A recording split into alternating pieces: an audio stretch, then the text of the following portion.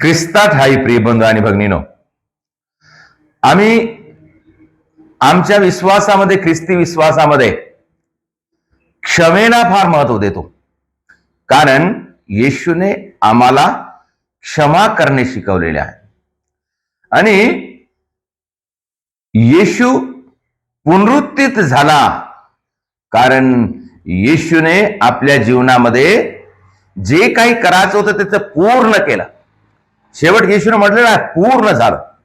आणि पूर्ण झालं हे म्हणण्याच्या पूर्वी येशूने परमेश्वराकडे प्रार्थना केली.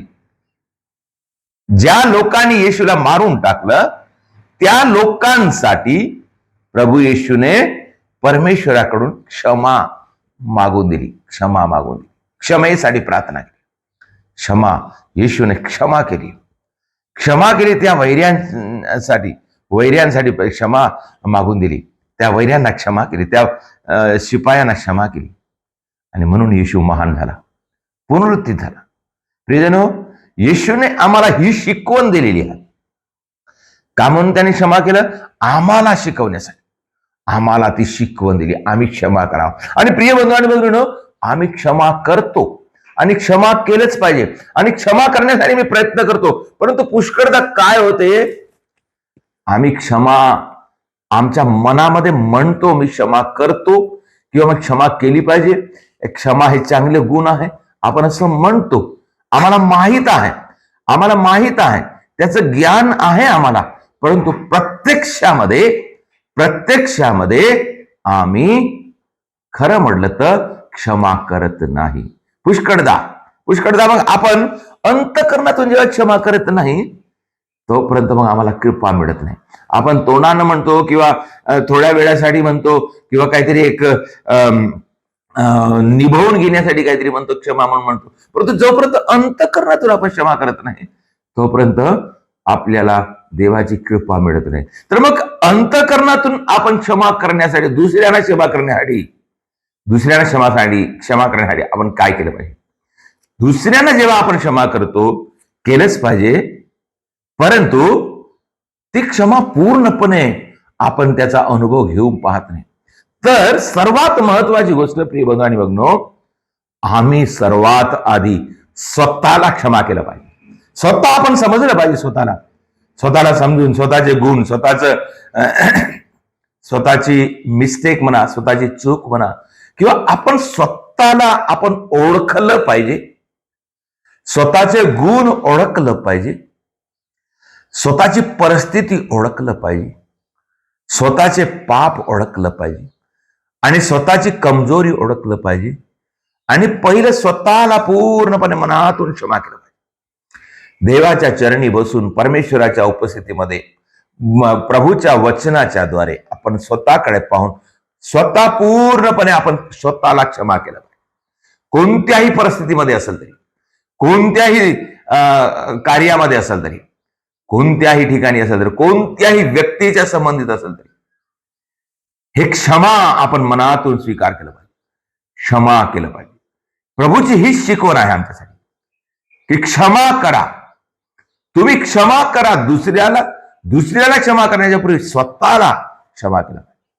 आणि जेव्हा आपण स्वतःला क्षमा करतो, स्वतःला जेव्हा क्षमेचा आपण भाव आपल्या मनामध्ये आणतो आणि ती कल्पना आम्ही आणतो, क्षमेची कल्पना, मी खरोखर पापी आहे, मी खरोखर मला क्षमेची गरज आहे, देवा मला क्षमा कर.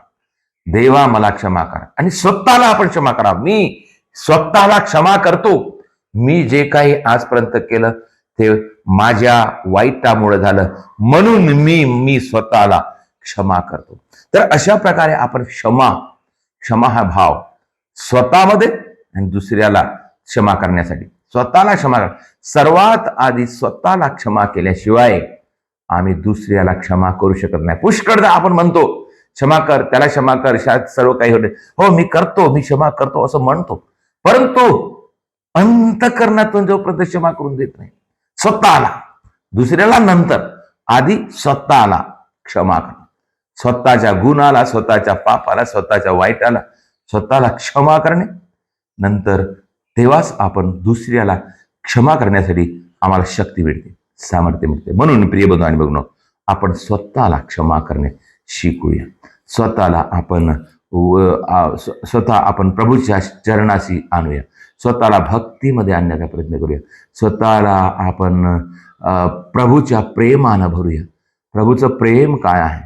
प्रभूचं प्रेम महान अथांग असं सागरासारखं प्रभूचं प्रेम आहे.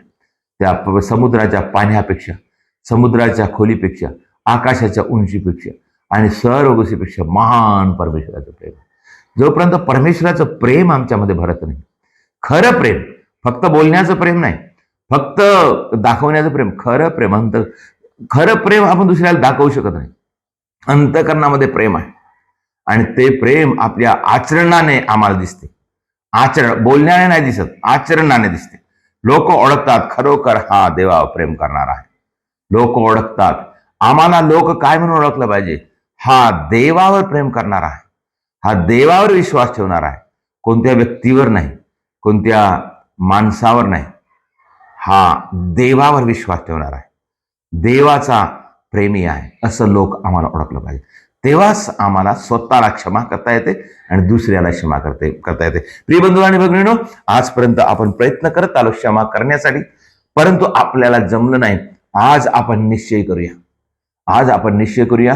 सर्वात आधी देवाच्या प्रेमाला ओळखूया.